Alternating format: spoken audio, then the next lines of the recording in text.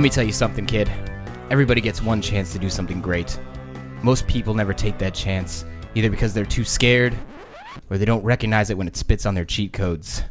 It's May 12th, 2016. Welcome to episode 96 of the Cheat Codes Podcast.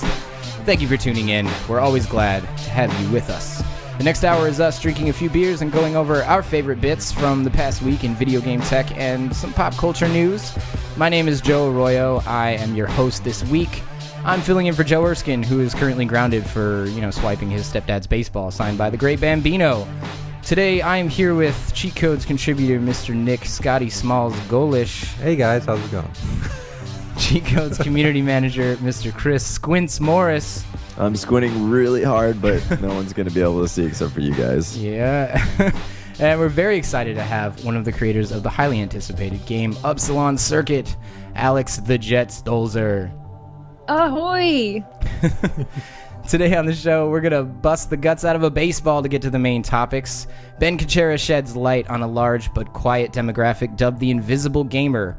Disney has effectively pulled out of the console games business, canceling Disney Infinity, and we'll look into the concept of the filter bubble, quote-unquote, and how social media may be perpetuating our crazy conspiracy theories. For today's lightning round, we'll chew tobacco and throw up at the carnival while sorting out the following bits. We will explore the proverbial 5 stages of grief corollary, this time with regards to shipping a game. And we will speculate on the possibility of the Nintendo NX returning to the golden age of cartridges. Yeah. Alex, thanks so much for joining us. Let the folks at home know, what y'all are up to over there at Robot Loves Kitty and how the development's going on Upsilon Circuit. Oh, cool. Yes, everything is going really well. We're currently super stressed out about, making our game and making the game. It's pretty awesome. We actually just expanded the team a little bit, and we got some external funding, which is exciting. Oh, sweet. Congrats. Not a Very lot, cool. but I could afford mac and cheese today, so that was nice, right? Living the life. Well, None not of Cheers to apples, that. right? Yeah, No apples in my mac and cheese. No way. Well, congrats on the funding. That's great news. Too bad on Very the cool. no apples though. Yeah. Did you guys just finish up with PAX stuff? Yeah. We had an awesome time at PAX. We weren't actually showing Upsilon Circuit there, though. We Oh, okay. showed our older game, Legend of Dungeon, but we showed it off in the Vive. Which was pretty very fun. cool. Nice. Very We're cool. both pretty big VR enthusiasts, especially the robot half. I'm the kitty half. So. I'm more excited about cats. Nice. What's the time frame on the game so far? Oh, on Upsilon Circuit, we are actually gearing up to hopefully have some sort of live testing stuff happen at some point. That's super vague, I know, but it's happening.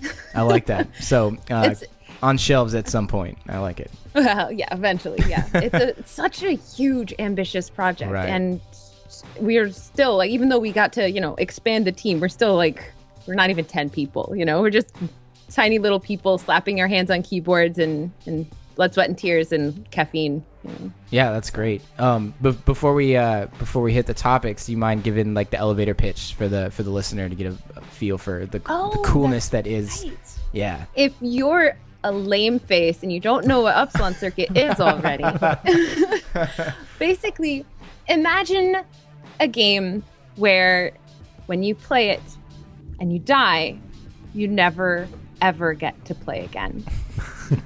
That's kind of one of the parts of Upsilon Circuit. It's also a game show and an action RPG. The concept is kind of you've got 4 contestants on 2 teams of 4 contestants, and they go through and kind of compete and collect these almost Legend of Zelda-like Triforce pieces. Mhm. That's not what they are. There's a different story. We didn't rip off Legend of Zelda. It's just the easiest. Quad Force. The Quad Force. That's right. But there's this whole game show element to it, and what's actually happening is when people are playing, they're actually broadcasting live to the internet during very specific set hours. So it's more like a TV show than a video game in a couple ways. It's so great. So and- social experiment, wrapped in that. I think my favorite thing about it is that you guys are restricting the broadcasting time, the play time, because then you really get the maximum amount of people watching everybody else die, which is Well, and interacting. They can help. That's another part that I'm excited about. Is like there's this Hunger Games. It's like the Hunger Games meets The Price is Right, kind of. I think that's the best analogy. Come on down. How do you guys design for people's nature to sort of just like troll as hard as they possibly can on the internet and with video games in general? A true designer question. Imagine a game where if you wanted to make someone's life miserable, all you had to do is pay 50 cents. Wouldn't that be awesome? No, not to me. Not on the receiving end. It might be awesome for me. I might enjoy that. Well, actually, that's one of the reasons why we have these two teams. Is we're sort of hoping that it'll mitigate the sort of troll everybody thing, and people will actually get excited about the team that they're on because it will give them things. They'll benefit if they aren't total jerkwads. Only partial jerkwads. Yes, only partial. I mean, we fully anticipate all of the internet to be jerks. You kind of have to do that. Of course. It's full of jerks. The internet. It's true. It is definitely a question though, because honestly, nobody's really done what we're doing quite to this extent. That's for sure. And so we're sort of paving this new territory with like question marks and hopes. Yeah, you'll find out when you dive in head first, and it just happens. Like it's part of the social experiment is just seeing how it plays out. I'm sure you guys are just excited to see what actually occurs when you launch. Definitely. Well, good. Definitely. That's great. We're really excited to. I mean, your guys' game keeps coming up in the show. Like I think. Oh, really? That's why Chris reached out to you because we just keep I was like, hey, just it. so you know, we're like also talking about this game like next week as well. So just kind of like save it for a bit. They're like, wait, what? We're talking about this game next week? Are you serious? It's like can people talk about a situation where loss really matters? And we're like, well, there's a game we were thinking of. As a matter of fact. Yeah, I saw your topics for your last podcast, and I was like, oh no, I missed such a good one. I could have been talking about this. I know all about this. Let's just redo those topics. What do you think? All right. Talk about anything. Yeah, right on. Cool. Very quickly, let's talk about what we're watching the episode down with. When we aren't scheming away at a plan to kiss Wendy Peppercorn, we're usually drinking a few brews and doing a podcast. Today we're enjoying the Go-To IPA from the folks at Stone Brewing. They rarely miss, and this is no exception for a classic like session IPA, super refreshing on like the rare hot days we have in the Seattle area. It's your go-to. Yeah, exactly. All right, well, I gotta give a shout out though, man, to this Ace pineapple cider from Sevastopol, California, I think that I'm running on. Oh my God, so delicious. Yeah, and this water that I'm sipping on, yeah. Oh yeah, top notch. Top notch. On. Yeah, ice or no? Oh, no, fresh from the tap. I like it. Perfect. Fresh. That's the way to go. All right, plenty to talk about today. So let's have at it.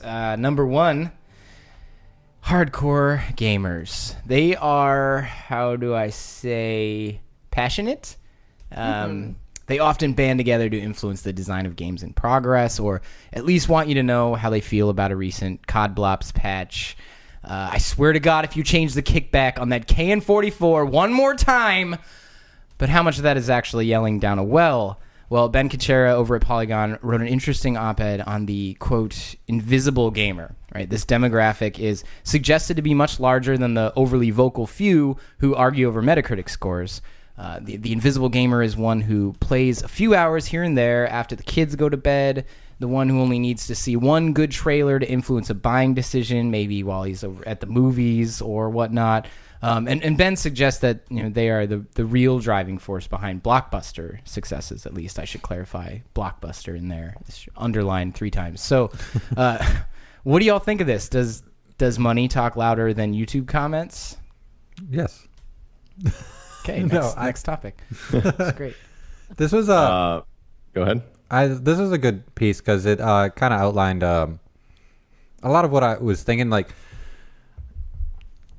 I always think about like myself inside this bubble of this gaming community because I'm involved with all these people on this podcast, in my job, in school. Everybody plays video games. We love video game culture and everything. And then when I go talk to like my little brother or something, he's not, and he's just like, oh, I really like Call of Duty, and it's like, okay, but why do you like it in comparison to the other things? And you can't. It's very much like we're very consumed by all the media that is surrounding all these video games, And not like the games themselves, or and just trying to have fun. Yeah, and these people that are consuming these games, the majority of the people are not as involved in the community as we are, and we should definitely tailor them because they're buying our product. They're the ones buying it more. They're buying it more because we're just online complaining about it. I don't know. Well, if you look at YouTube comments, then yeah, complaints are definitely the top of the that's the front line with complaints. Do you think the Alex? Do you think the YouTube commenters are the type of people that spend more time complaining about the games they don't buy than actually being buyers? I can't actually like say whether or not that's the case because I haven't talked to a lot of them, but I would certainly suspect that they like getting attention and having opinions. Those are Right. really the only two things that you can really discern from people who comment negatively on YouTube videos. Whether they have the opinion because they played the game or not, or because they had a conversation around it, that's really impossible to know. Yeah, well, But I it's do got to know be that like a full-time job, right? To negatively, bash everything on YouTube. So you just no time to play games if that's all you do. Yeah, seriously. Pretty sure it's a tag team effort. Right. Like, as far as Someone that should make a game like that's streamed on Twitch or YouTube that's all about like posting negative comments. It's like just get super meta. Oh my god! And then everyone would be like, "This game sucks." Yeah, there wouldn't be a good trailer for it, so no one would buy it. I'm sure we could cut together a solid trailer for that. You're gonna put In a world where negative YouTube comments run rampant, Rob Schneider. one man against the tide. Get Fassbender in it, and then put Kanye West music in the background. Apparently, you can sell anything. Excellent. Apparently. Yeah, so I actually think this is kind of an interesting topic because the invisible gamers is very much a thing, right? Like, definitely, I think these blockbuster franchises become blockbusters because there is this huge silent majority, and they're so busy like having lives and then spending their free time like actually playing games. Like, wow, that's kind of a novel idea, huh? Wow, weird. But then you have people who they have maybe more free time, and so they are like all consumed by games.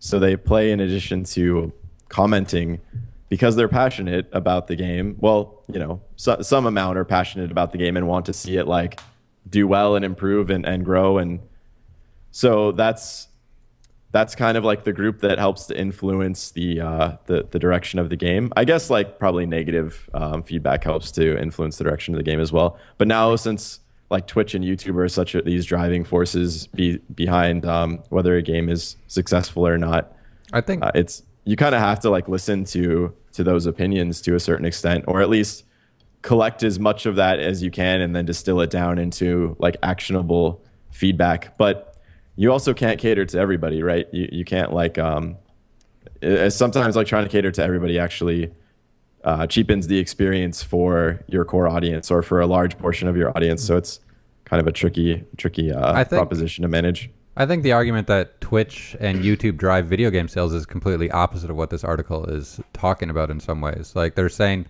YouTube and Twitch do help a lot, but they're saying like the mainstream people aren't involved. They're not watching Let's Plays. They're not going online to do reviews of games or read reviews about games anymore. They see one thing on it like, oh, I want to play a shooter, and they go to the store and they're like, oh, I Call of Duty got like 5 stars. It says it on the package, and I take that one home and I play that in my free time. Is kind of more what this article is saying than YouTube comments are driving it at all. Like the people that are making these comments are the people that are really involved in our community, in the gaming community, and we're the ones reading that, but the invisible gamers are not. I think like they're not seeing these comments. Yeah, like regarding like who's actually posting the comments, I agree. I think the silent majority is also getting exposed to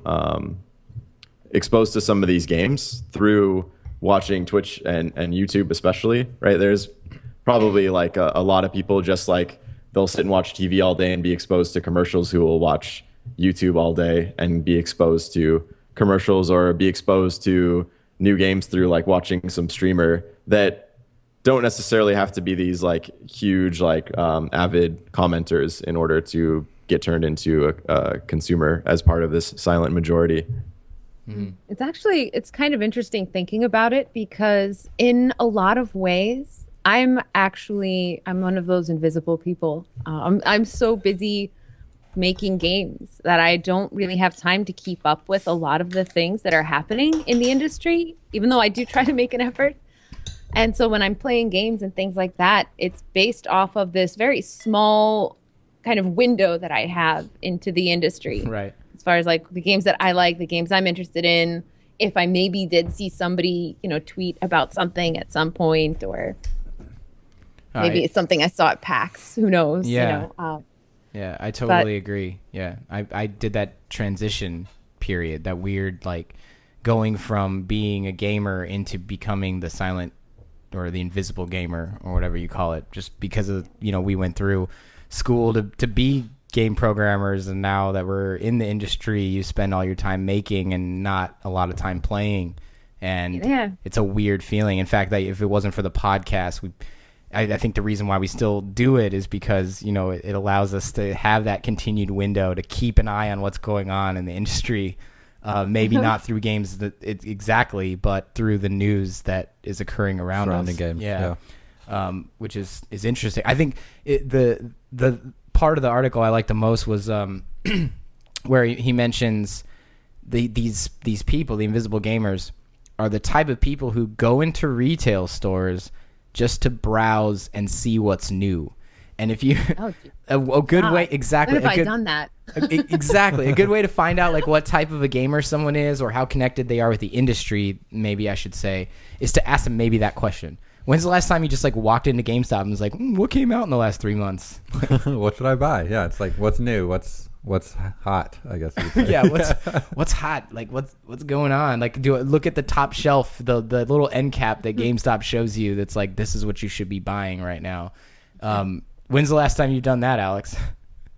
Oh, I don't think ever. Right? I mean, I actually got into gaming fairly late. I was already in my I was like 15, and I like spent some of my first paycheck money getting a PlayStation 1, I guess it was later dubbed. And I always got used games. Mm-hmm. So like I never even looked at the new games because I knew I couldn't afford them, and I just got used stuff, and I'd get whatever pictures looked intriguing to me. So you're a back of the box gamer at that time, right? Like, yeah. If they sold it well, yeah. I've remained that way in a lot of ways. Although at this point, though, I know a lot of different indie devs, and I generally just end up playing their games. That's yeah, and there's so much content there now. Yeah. Like those and free to play MOBAs. Those are my vice. But oh, right on. It's hard to admit, but it's true. Well, yeah, I mean, it was the weirdest thing to read in that article, that concept, because there are still there's a large demographic of people that do that they make their purchases off of going to the latest movie and seeing that one trailer from whatever game called Call of Duty or called Call of Duty, COD Blobs, or like the latest Halo or something, and they go out and buy it. How many people are going to go out and buy the new Battlefield and Call of Duty because they're excellent trailers? Like both of them had really good trailers, I feel like. Yeah, I mean, they didn't show you a goddamn thing about the game itself. Like you have absolutely no idea what they're actually making from a developer standpoint. But damn, it was a great trailer, and it was. It was wow, this is really entertaining. Cool. I think I used to buy games on that principle alone, and I went to go see movies on that principle also. And I didn't go and I didn't do my research before I bought these games or going to go see these movies, but now I do. So like I feel like it's really hard to look at this because I'm inside the bubble, and this is a topic about all the people outside of like the industry. Yeah. It is interesting too because you have these invisible people. It's something you forget that they exist because some part of your like ape brain is telling you that everybody is just like you.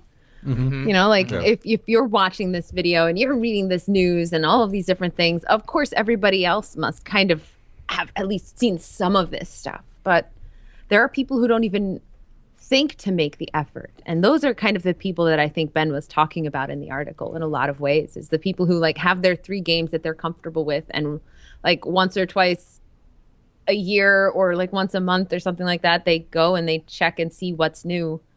Right. And Right. and like that's their level of passion. It's not a passion for knowing what's happening. It's just pure enjoyment almost of what they do have. Yeah, I and kind of also not envy that. overthinking it, right? Like that's Yeah. kind of nice. And they're yeah, so like these are the Just most blissful, purest yeah. like consumers ever. They're just They're like, They're is this just there to fun? consume Then our I will products. They're I not will gonna- play that game. yeah. I'm not going to overanalyze your combat system or your AI. I'm like, oh, in the first game the AI was too dumb. In the second game the AI was too smart. Fuck this game. they're like, oh, I had fun tonight after I played this game. Like Yeah. I put my kid down to sleep. I played Call of Duty for 3 hours. I had a good time, and like, Right. woke up the next morning, went to work, and then it's like Sounds beautiful. it does. Like It's they're so pure. It's poetic, yeah.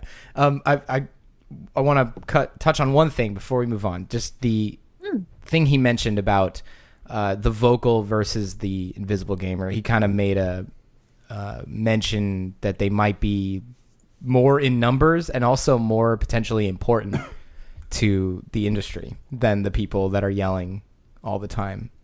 Do you guys agree that it's possible that the invisible gamer is actually kind of more important as a demographic to us? Ask any large publisher, and absolutely yes. I mean, Okay. This is not necessarily gaming, but it's the same idea. Like Batman versus Superman came out this year or something, and from all reviews I heard it was terrible. Anybody analyzing movies was like, "Oh, this is the worst movie ever." It sold so many tickets, it doesn't matter. Like everybody's gonna go. Everybody went to go see it, and they made them so much money. And they're like, okay, this is good for the industry because it's selling tickets, getting people in theaters. It's moving products, and Money talks. yeah, and it's gonna move. It's gonna make another movie. Like they're gonna continue making DC movies, even though they've sucked, in my opinion. Like, but that doesn't matter. Like it's not the driving force behind it. Like it's us as the exclusive in group that's like keeping track of all these video games. The cool kids. The cool Let's be kids. clear. We're all a bunch of Definitely cool. we're all a bunch of hipsters. Like they don't care. Like they're gonna continue selling their Call of Duties and their Battlefields, and they're gonna make tons of money, and people are gonna be happy. Like there's no reason for us to be upset about that. Yeah, and I think that's actually something, I mean, maybe I can't speak for all indie devs, but I know that for us, that's something that we're totally aware of as well. It's not the people who do speak up are the few. That is very obvious just from like the number of comments I can think of that like have occurred versus the number of game sales that have occurred just for Legend of Dungeon, which was not by any means a blockbuster. It was a very small game. But, you know, we sold a couple 100,000 copies and we didn't receive even like 1/25th of that or something. You know, it's like a very small amount of people actually make the effort to type something or to have, not necessarily have a strong opinion, but feel like that needs to be given to us. Right. Yeah. Or the rest of the community even. Or, right? or Yeah. the rest of the community. Indeed. Yeah. Right on. All right, let's hit the second topic. Good old Disney out of the console games business. So 2 days ago, Disney made the hugely impactful announcement that they're canceling the Toys to Life franchise and are removing themselves from the console game creation business as a result of jumping ship. It's the closure of their Avalanche game development studio in Utah, causing around 300 people to lose their jobs. Don't confuse this with Avalanche Studios, because then you would be thinking that, you know, the guys behind, what is it, Just Cause went out of business, but that's not what this is. There are two companies named Avalanche, FYI. The reasoning behind this exit is that AAA games are too risky a financial endeavor due to the ever-changing nature of the business that we're a part of. Yay. They will continue to license their IPs out to other game studios. That's a really important one, but they're not going to, you know, attempt anything first party from here on out. So I guess now they're adding an entire game studio to the Disney vault, guys. Maybe. Additionally, they said it will no longer develop and publish its own console games in any way. They're still doing mobile, though. That's, I suppose, something to point out. I don't know what that means for now. Maybe next week they'll change their mind on that, but they still have a mobile division that's open. So I don't know. What What do we think of this? What about PC?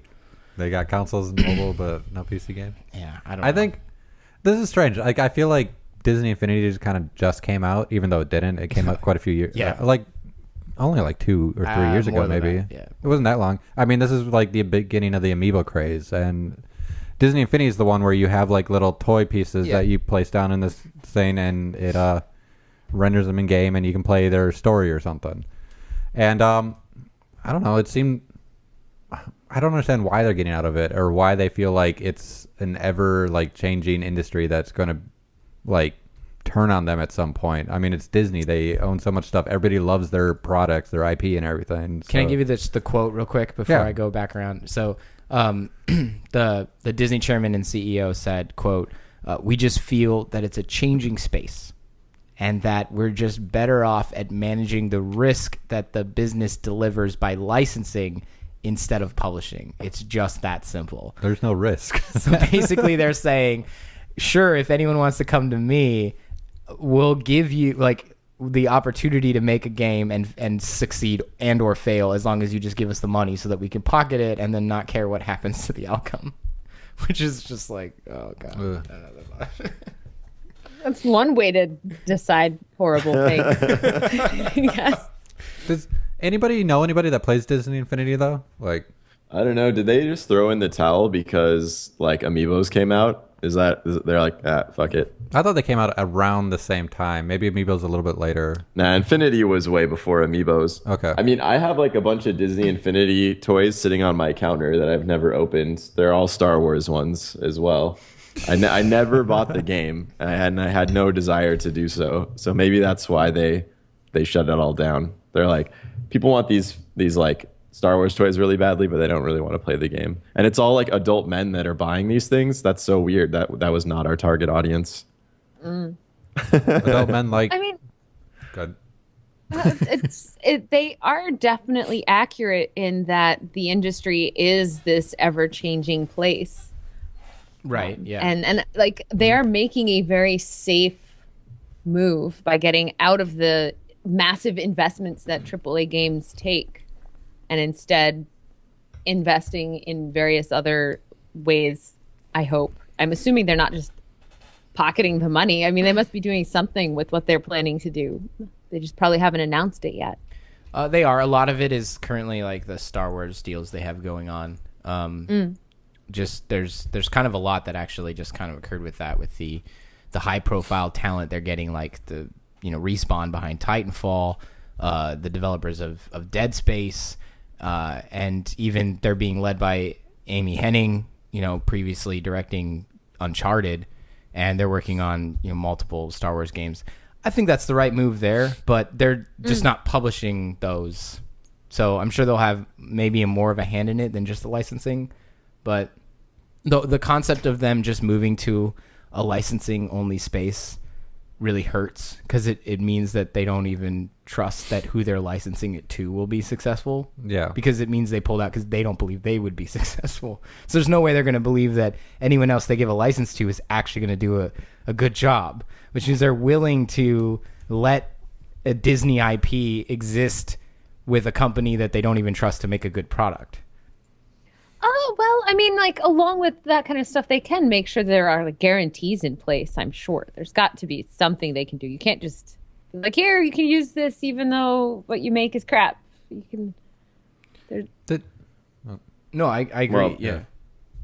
I'm sure that working with Disney execs like on a licensed IP is probably like pretty painful. I'd imagine they have like a massive contract full of requirements and stipulations, and a room full of lawyers that make sure that you stick to those milestones and the agreements and all that craziness. I'm sure making like if making a Disney licensed game is lucrative, it's probably also equally as painful. I'm curious. I'm curious how Square Enix does it with Kingdom Hearts. Like, I mean, they have to license all their Disney stuff, or Oh yeah, they have to all get of the it, so- approval. How closely do they work with Disney? Yeah, and the first two games came out relatively quickly from one another. I mean, there's been quite a few of the Kingdom Hearts games, but not of the main series recently. So I don't know. Like, it's odd. I don't know. Like, Did anybody see this coming with Disney Infinity closing? Like, I feel like it was always successful because every week I'd see a new thing released. It's like, oh, now you can play as Iron Man. Now you can play as the Hulk. Now you can play as Obi-Wan Kenobi. It's like, it's just, it wasn't one of those things I was ever expecting to close down. I just expected it to be Just kind of go on just keep forever. going. yeah, like it was one of those. Okay, they're producing like these great games and toys that my kids could play at some point. And Oh my God, you were fooled by the title. what? Isn't You Skylanders you were fooled by the still going? title. Skylanders is still going, right? No, yeah, Skylanders I think is still going. Yeah, All right. I mean, when you call your game Disney Infinity, yeah. So it's a never-ending story. you would expect it not to shut down. I mean, it seems Well, like maybe they're going for like the whole Final Fantasy thing, where you know. the inverse Final Fantasy. It's perfect. Right. Yeah. We'll tell you it never ends, and then we'll pull the rug right out from under it. That's great. One of the things that was mentioned was, if one of the biggest media companies in the world thinks it's a risk to do this and then pulls out of the AAA game space, how long is it going to take, and what does it mean for other companies like EA? When's EA going to just be like, fuck it? They stop making We're done. buckets of money. Yeah, we can't animate female characters in what is it? Assassin's Creed games, so we're just going to pull out of the AAA Oh my games God. business. God, they'll never fucking stop making games. I mean, I already heard the announcement for Battlefront 2, Star Wars Battlefront 2 or something. And Oh, let's make the first one not suck. Is first. that so? I didn't hear about this. yeah, They're doing Battlefront 2? Yep. All right. it's Interesting. coming. Why not? Exactly. Because Why not? it'll sell to the invisible gamers. They'll still buy it. The Invisible Gamers. They love will Star buy it. Wars. Yeah, they will. I don't know. It's how many of us are consider themselves an invisible gamer? Not me. But I also don't post hateful comments on YouTube, so Do you post positive comments? I just don't really post comments on YouTube. You At just all. stalk everything. Yeah, I guess that's fair. He stalks Facebook and everything. Just always looking through pictures, and then you accidentally like. Well, one no, that's, like from I'm 3 years always ago. on like Twitter, Facebook, all the websites, like communicating with like people, other developers, etc. Right? I just don't. Whoa, what was that? I think there's an alien touching down outside my apartment right now. But in any case, if I get abducted, like whatever, screw it. Yeah, whatever. Like, Exactly. I don't consider myself an invisible gamer, but I'm also not like spending 4 hours a day posting YouTube comments on game trailers. Right. Maybe if Disney had appealed to the invisible gamer, they wouldn't have pulled out of the AAA games. All right, we'll wrap that one in a bow. Number 3. So data mining is a thing, and a lot of companies base entire business models off of it. At a high level, it makes a lot of sense, right? If we know the patterns of the consumer, we can better tailor what we show them so they continue to purchase more of what they like from us. But there can be a cascading problem with this when it comes to information surpassing the retail realm.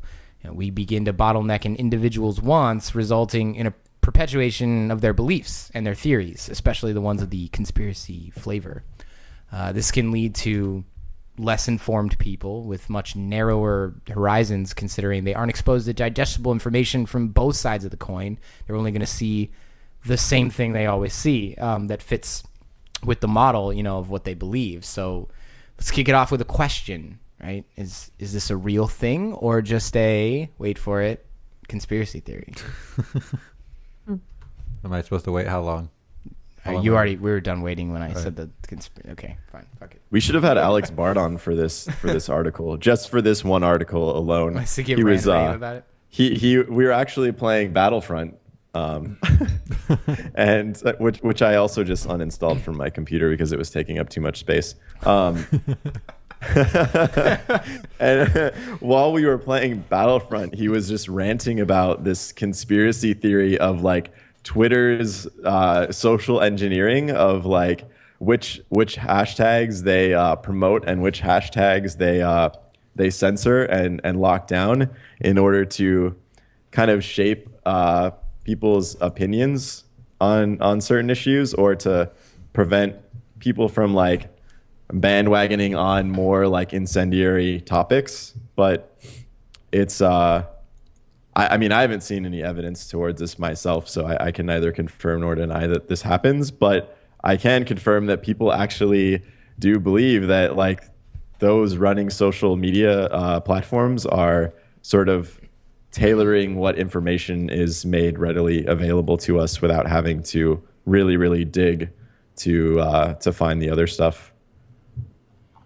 Can we argue though that this situation that we're in, this corner that we kind of backed ourselves into, is also could be accidental, in the sense that, you know, we made some really cool ideas where it's like the communism of social media. It sounds like a great idea. We should just write an algorithm that gives you more of the things you like and want. That sounds great. But Sure. then, you know, in practice, all it does is stop you from actually receiving information to make more educated decisions and turn you into a dog that can't learn new tricks, right? You only become exposed to exactly what you want all the time, right? I have so many problems with that, though. Like, so here's the thing, right? If you are a humanoid capable of free thought, you can look at a thing and go, oh, is that true? And specifically search to find out if that thing is true or not. Mm-hmm.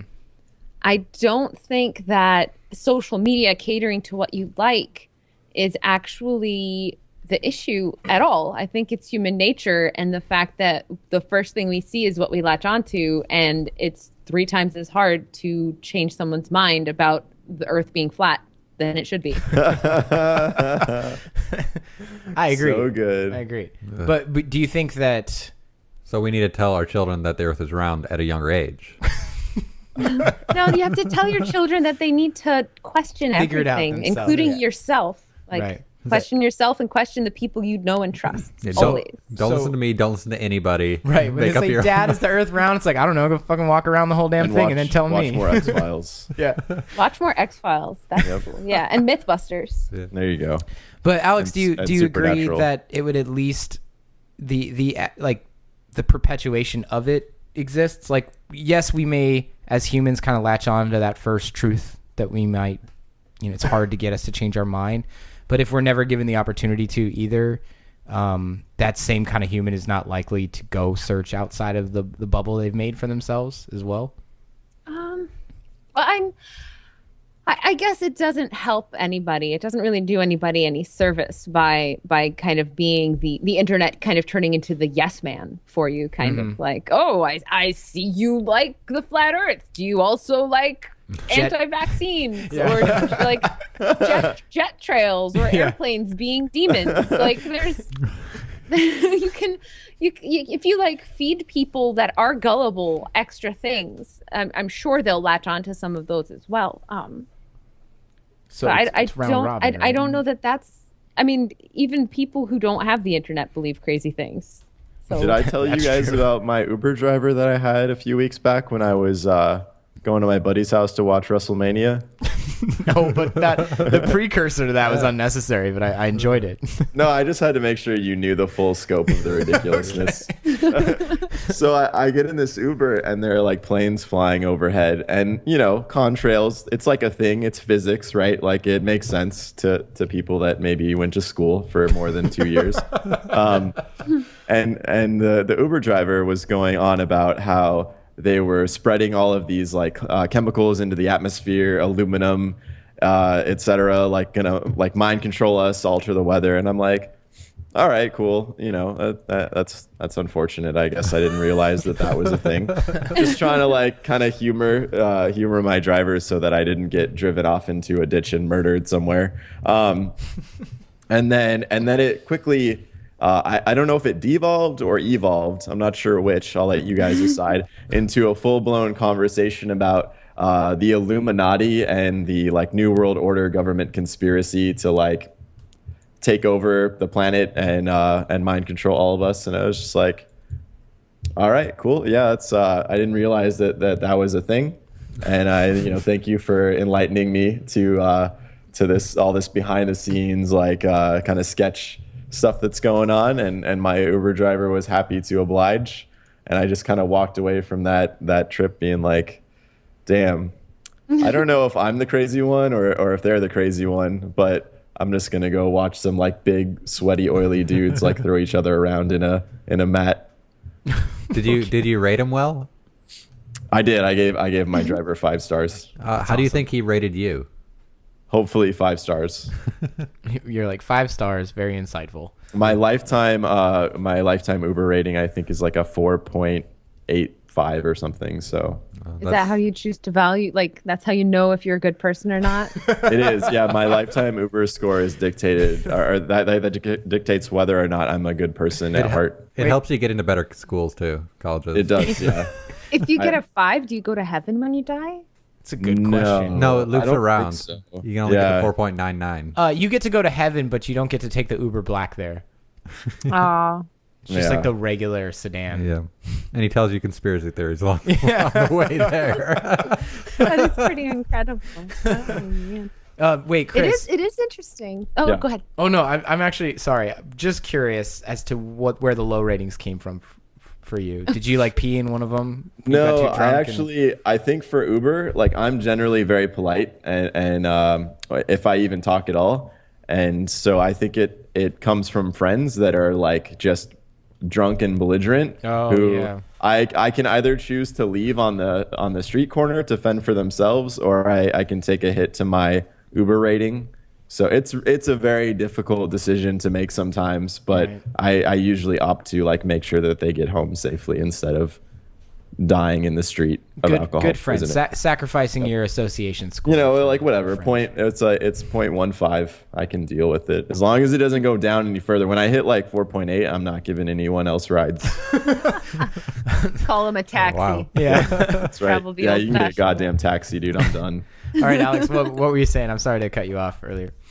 Oh, I was going to bring it back to the concept of this whole social media being how most people get news now, even because it's interesting because news sources themselves are doing the same kind of thing, and they're focusing more on entertainment value than information as well. And so it's just, I think people are trying to just do what sells.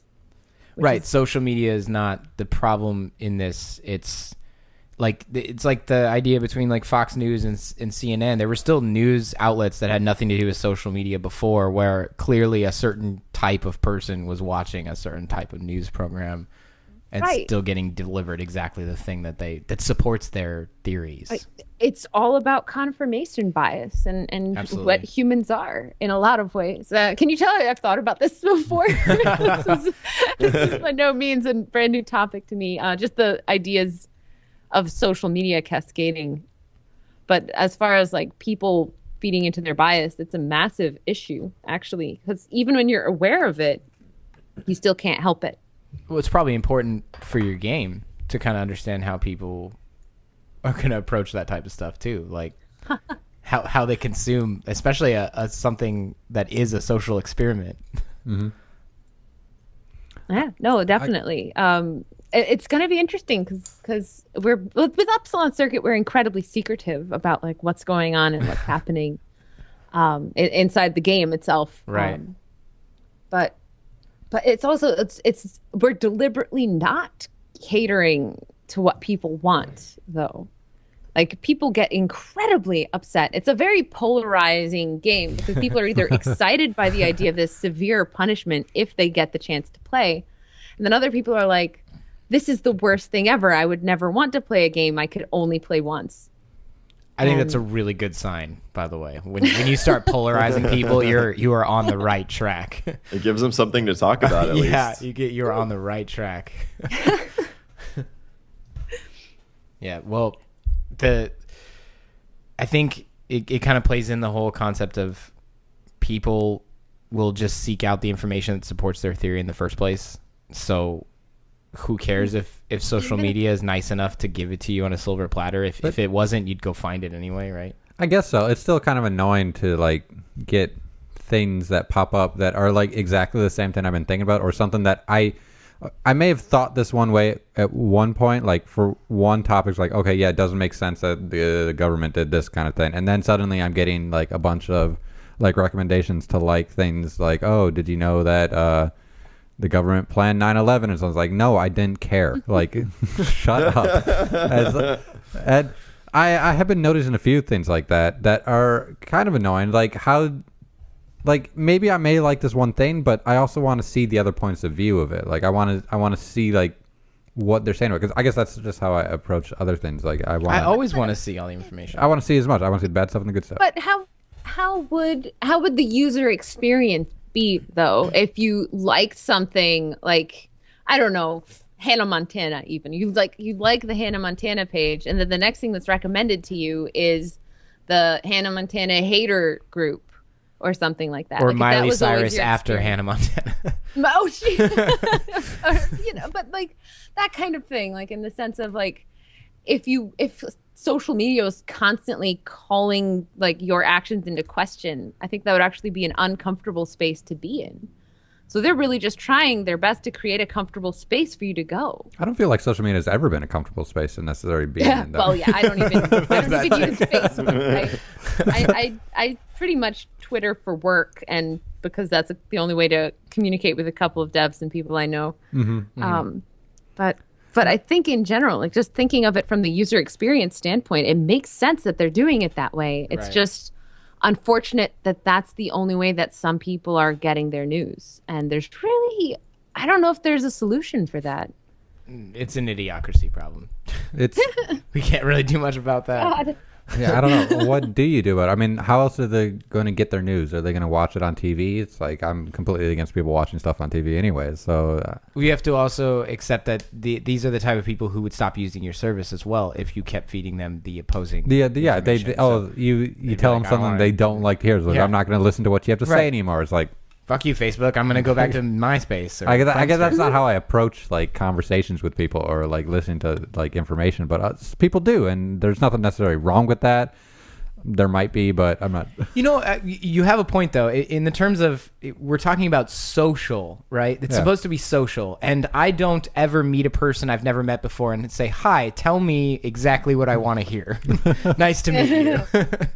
You know, so it's kind of the more we give people exactly what they want, the less social it actually is. But also from a marketing standpoint, you screw yourself if you do that part. In a way, I just realized, in a way, this kind of actually overlaps very interestingly with the whole invisible gamers thing, because there's a lot of people who are in the middle of all of that information as well. Yes, very much so. You know, they don't necessarily contribute to the mess of, name your totally obvious wrong belief, like flat Earth or whatever, name a thing. And most people will have just read it and either go, oh yeah, I identify with that, or no, that's stupid. And that's just kind of the whole process. It's like a little kind of a yes/no questionnaire as they go through life. And they need to start. They don't necessarily. They need to learn fuzzy math is what they need to learn. Because I think some the of other us sit right in the center. problem too is when you so like the way the algorithm like on Facebook works to kind of curate what you see. It's interesting, right? Because of course Facebook wants to keep their users because they monetize all over their data. So they don't necessarily want to expose people to stuff that would maybe make them leave the platform. But at the same time, like Facebook probably doesn't want to show people like really disgusting or obscene stuff, even if that's what you're into. But I mean, it's kind of like a tricky problem, right? Because like you want the content that you want, and you want to have like be surrounded with people that share like all the same like opinions that you do. Mm-hmm. And as long as you're surrounded, like, Alex, you were saying like the internet kind of being a bunch of yes men, then you have like social media can kind of condition you to just not seek out any like to not ask more questions, right? So you're just like kind of you get like trapped in this thought process maybe far faster than people would have without the internet. Or I don't know, it's weird, right? Because the internet is also this amazing tool for letting you like learn all this cool stuff like right at your fingertips. Right. But it's also an amazing tool for letting Not these having like to do groups that don't want to maybe expand their horizons, just sort of like isolate themselves amongst other people who believe the same stuff. And I think that's where maybe some of this like conspiracy of these social network algorithms might stem from, is that it's not really like they're not intentionally trying to distort reality, but they kind of are, right? Because they're just like they're showing you the content that you naturally want to like consume and identify with. It's a symptom of the business, Right. basically. I'm just curious. Like, is this a bad thing? Does anybody have that feeling like, oh, this is a bad thing that's happening right now with social media? Like, I don't really know. Yeah. It's a bad thing that's happening with humanity. It has nothing to do with social Yeah, media. I agree. Like, in a lot of ways, like the people who, there are absolute ways you can disprove the flat Earth theory, and absolutely everybody who believes in the flat Earth hypothesis, I don't know what you want to call it. It's not a theory. That's the wrong word. That means it's a thing, but it's not. This flat Earth thing. All you have to do is like, what is it? Like go to one of the Earth's poles and just watch the sun, Right.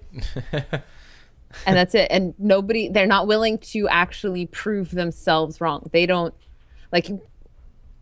Where does the proof lie? The burden of proof. Apparently, they all believe that it lies on the people who believe the Earth is round, and they're not willing to actually risk being wrong.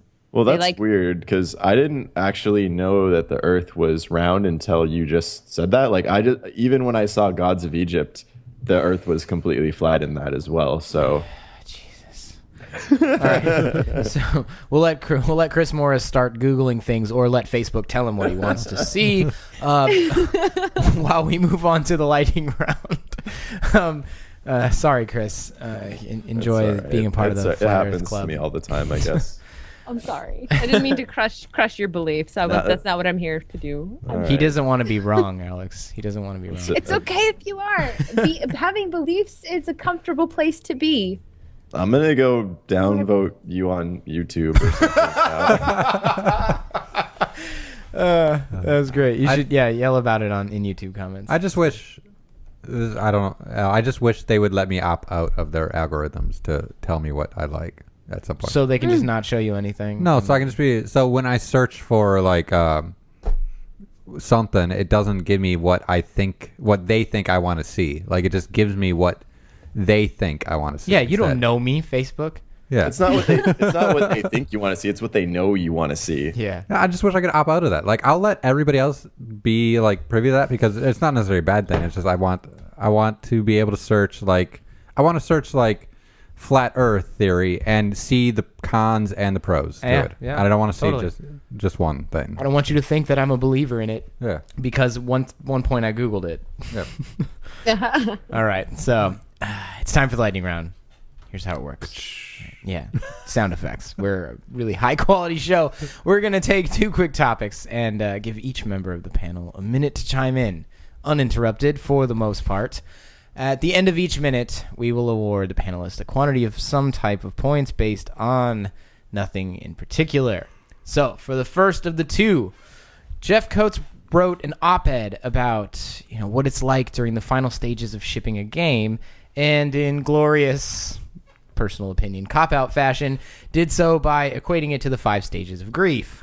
It appears as though the goal was to continue to explain to the public how hard games really are to make yet again. Drawing corollaries only to grief suggests that making and completing a game is a miserable experience. Is he right? Are games so hard to make that it sucks making them? Are we constantly in the vortex of despair? Do we limp into the finish line or sprint for that medal? I will give the first minute to Chris Morris Oh, on God. this one, Oh, because God. you're on the cusp of this. So yeah, whenever you're ready, buddy. I don't know the answer to this. I haven't been in the industry long enough. I don't know. Making games is hard. It's not digging ditches, but it can be exhausting at times. I think that finishing a game up, as we've done in school, is very satisfying, especially when you're proud of the end results. But sometimes it's easy to lose perspective or lose sight of the ball and the goal that you're moving towards. And I think that's sort of the that can be kind of the depressing point of game development, especially when other people that you're surrounded with on a daily basis might be in a similar state. It gets kind of hard to break out of that. I will give you. This is a tough one. I'll give you 1 week to. You get a crunch deadline. No, don't. I will give you a deadline as your score. I don't know what that means, but You got 1 week to come up with a better answer. I tried my best. consult man. with your team lead and get back to me. All right, I'll give the second one to Nick. Go for it. God, I don't got anything good to say about this one either, just like Chris. Making games is hard. It's I liked his analogy. It's like it's not digging ditches, essentially. But imagine being like annoyed with problem solving in some ways sometimes. Like you're trying to solve all these problems and you can't necessarily. You can solve a certain few of them, but it creates more problems. Or you try to solve all of them and it creates a lot of problems. And then I don't know. It's exhausting to be annoyed at solving problems sometimes. Like it's not digging dishes. Like digging dishes, like or doing like physical labor. Like yes, you are physically exerting yourself. You're exhausted at the end of the day. For us, it's similar, except for it's kind of like, God, I don't want to fucking deal with anything. Like I don't want to talk to you because like I'm trying to like solve a problem, or it's a different kind of exhaustion. And I don't know. That's Mental exhaustion. Yeah, mental exhaustion. It's Alex St. John disagrees with you. God. I will give you 99 problems for that. but a bitch. Wow. That's what you get for it. And when you solve one, you create two more. God. So it's an exponential problem So I got- cycle. Alex, go for it. You get the next minute. All right. I think I have an interesting story analogy, right? All right. Not really. Movie analogy. Indiana Jones Which- falls into the pit of snakes. Good start. And he's like, I hate snakes. It's like that, except instead of him hating snakes, he loves snakes. It's like you fall into this pit of snakes and you're like, I love snakes. But you're still in a pit of snakes. I think it's not like there's not wonderful moments when you're making games, but it is definitely, there are so many snakes. There's too many things. Like even like when you talk about making a game and there's like scope involved and suddenly you're like, these are all the things I'd love to have in this game. And then like halfway through development and you're like, well, half of those things might make it in. Mm-hmm. And then near the end, you're like, well, I guess we didn't really make it to that other 25% of them that you wanted. So there go all your hopes and dreams. Ship what you got, kind of. Because otherwise, everybody would make a game in 10 years because it would take that long to get all of the things you actually want in something into it. Oh, yeah. So it's not a vortex of despair. It's a pit of snakes that you love snakes. It's a pit of lovable snakes. I love Game it. development is a pit of snakes. God, But you that's like a great.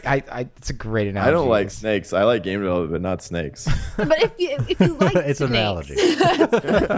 Yeah, work with the what analogy, you like. Chris. All right. Sorry. Alex, I will give you an artifact, but it belongs in a museum. Aw, okay. All right. That's where it belongs. I guess I'll take the last minute. I've never shipped a real game, so I've quote unquote shipped the student game multiple times, whatever the hell that means, and I guess I could speak for the experience, I guess, to what it's like to reach a finish line of some sorts, and it's definitely taxing. It's crazy. But I still believe above all, no matter how tired or sleepless I ever get, it's always more exciting than it is anything else. And it always has been. And I hope that doesn't change. I hope that's something that I carry with me, at my current job and that goes on forever because that's how I feel about it. So to read this article, I personally got mostly infuriated at the idea of how everything was absolutely negative from one point to the next. And I thought that was absolutely silly because we're in this industry because we absolutely love it. And I hope that everybody doesn't think that what it's like to make games is just this shitty process from beginning to end. Yeah. All right. Alex, you get to give me points for that. Oh, Have fun. You get 1 basket of kittens. How many kittens fit in a basket? That depends on the size of the basket. Oh. What kind of kittens? Oh, little tiny cute ones that like chew on their paws and look at you with big eyes. Oh my goodness. Oh, I think adorable. it's the highest overload. score someone's ever been awarded on I this think it show, or might be. close to it. Yeah. Not a bus full of pesos. Bus Full of Pesos was pretty good. That's one of my favorite ones. That's nice. Yeah. It's Nice.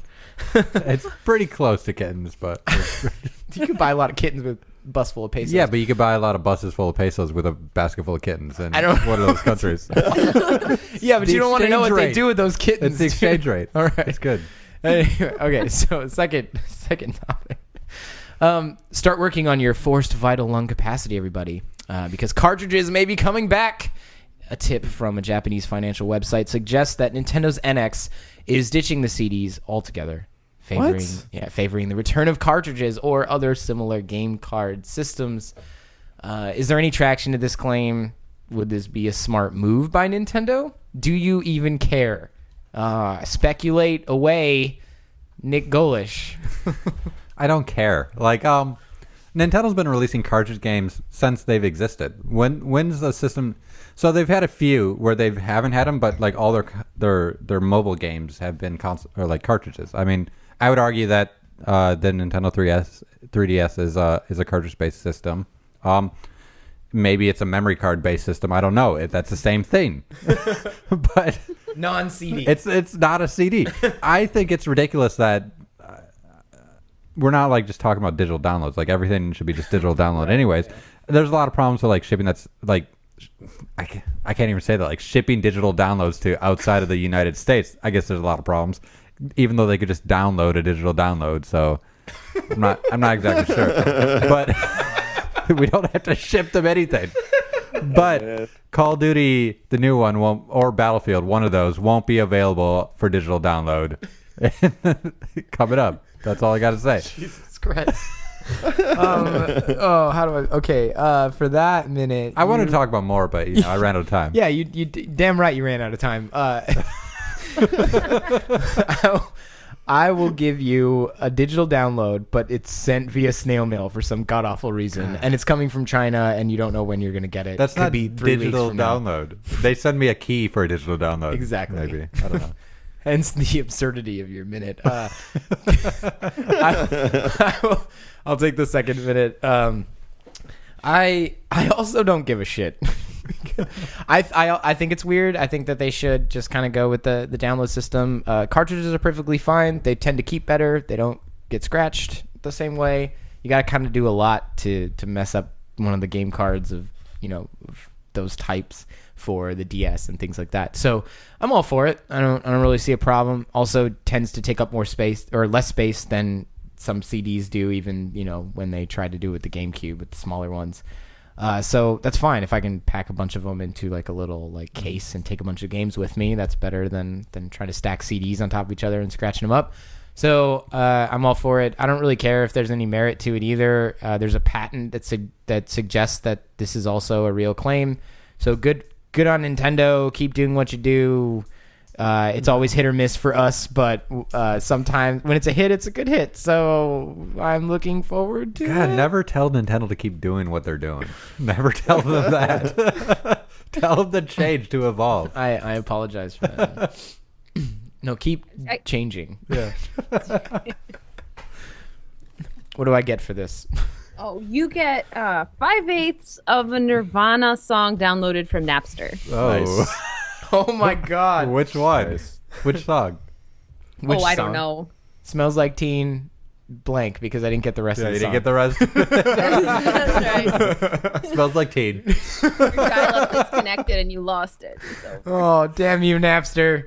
I wish that's how downloads worked. You download half a file and only gives you part of the name of the file. That would be great. Yeah, I don't know what it's called. How hard would it be to make that actually happen? A lot, very hard. You can Yeah, just base it off the percentage. Yeah, I You just know. don't It'd name. have to be like part of the operating system. I don't know. Well, you're trying to send them a file. The file's already like being created while you're sending them the information or something. It's Yeah. just like No, that'd then be you got to tough. rename the. Well, what if as people you are come up. searching for what they want? Then they don't even know what they're getting because you can't tell them what it's called until they download it. Smells like teen. Okay, smells like teen. Chris Morris, Oh my god. you're up, buddy. All right. So from like a technical standpoint, I think it's kind of cool that they're like doing cartridges, CDs. Like they'll eventually like all my game discs will no longer work. I guess with like new solid state storage, like I don't really have to worry about that so much. And you know me, I like to just buy a bunch of games and keep them fucking shrink wrapped on my shelf and never Yeah, use I know them. you. So this is perfect for me, dude. I can just keep doing that and not have to worry about it. Someday I'm sure I will open them, of course. Why wouldn't I? And then they'll, 50 years from now still work. So cool. Oh my god. And not until you blow in them though. Sure, you got to blow. Well, the no, cartridge. if I keep them sealed, they're not going to get dusty. Yeah, he's gonna so it's keep fine. You got to blow. Well, you might as well for good luck. All right. Chris Morris, I will give you 5 brand new games that you think are shrink wrap, but really they were just resealed by a GameStop employee after they checked it out. Oh no! All right, so rounding out our final minute, we will hand it off to the guest. And Alex, you may discuss how you feel about NX and cartridges. I haven't been keeping up with Nintendo stuff at all, so this is news to me. I think cartridges are rad. Specifically using that describer because it is from the 80s. Totally radical. Maybe that's a more appropriate. They're just a radical thing. I think that's fantastic. They like you guys have made all of the good points already, pretty much. I like the idea of it having a weird shaped slot that you slide weird shaped things into to get your games. That's awesome. Sounds good to me. Oh man. That's great. This is the first time I'm drawing like a complete blank now on this one. Anyone else have something? Give me good denominator. I'm not awarding myself I'm points. gonna give 15 dinosaur chicken nuggets. Oh, See, now you're Come with playing a the sauce. are they? What type of dinosaurs? Are they carnivores or herbivores? Oh, it's a variety of dinosaurs, all sorts. Also, There's one T-Rex. There's a Brontosaurus isn't a real dinosaur anymore, right? What It's is a it? Brachiosaurus. Brachiosaurus. Yeah. So you got one of those, and there's a Stegosaurus. Those ones are really cool as nuggets. I should Hello. point out to the listener that this is an inside joke due to a conversation we had prior to the recording of this episode. But regardless, who doesn't want dinosaur chicken Stegosaurus nuggets? are You're right. great. No, you're right. Yeah. You're absolutely right. And they're super radical. So they're the most radical chicken nuggets. All right. I think we've done it. Episode 96 comes to a close, sadly. Yay! Alex, thanks so much for being here. We really appreciate you taking the time with us. It's been a pleasure. Thanks. If you'd be so kind, please tell the folks where they can check out your work and/or hit you up on Twitter, and maybe take a second to plug or replug any of the projects. Sure. You can find us on Twitter at Robot Loves Kitty. Same goes for Twitch and the internet. You just put a .com after Robot Loves Kitty, and that's our website. And our current game is Upsilon Circuit, and you can find that right on our website too, and sign up for our mailing list, and potentially maybe even get into like a super cool beta tester group or something. That'd be knows? awesome. I will. I shall shortly sign up at these. Yeah, I got at least 3 signups from this. This is the best podcast ever. I was already gonna sign up before the podcast, so Oh wow, you're so much cooler than I'm us. Chris Morris. yeah. I'm a hipster, non-silent majority video game player. Yeah, you are the visible gamer. That is what you are. And But yeah, Upsilon Circuit, it is Hunger Games meets Price is Right, but it's more like Legend of Zelda, except it's not. And when you die, you're dead for good until in real life. And What, in real life? You're dead in real life? Oh my god. Scary game. Jeez. that's part of the sequel. It's gonna come with like a shock collar. Wow. Wow. Sword Art Online Yes, style. the That's sequel announced on Cheat Codes Podcast. It's official. All right. Thank you also for being here, dear listener, and know that we're always curious to hear what you think. Please hit us up on the usual cheatcodespodcast.com, Facebook, Twitter. Get in on the conversation, please. We're quickly approaching episode 100, everybody. It's very exciting. I'm tingling. It's great with joy. All right. Remember, kids, there's heroes and there's legends. Heroes get remembered, but legends never die. Aw. Thanks, everyone. Cheers. Good night. Cheers. Tequila.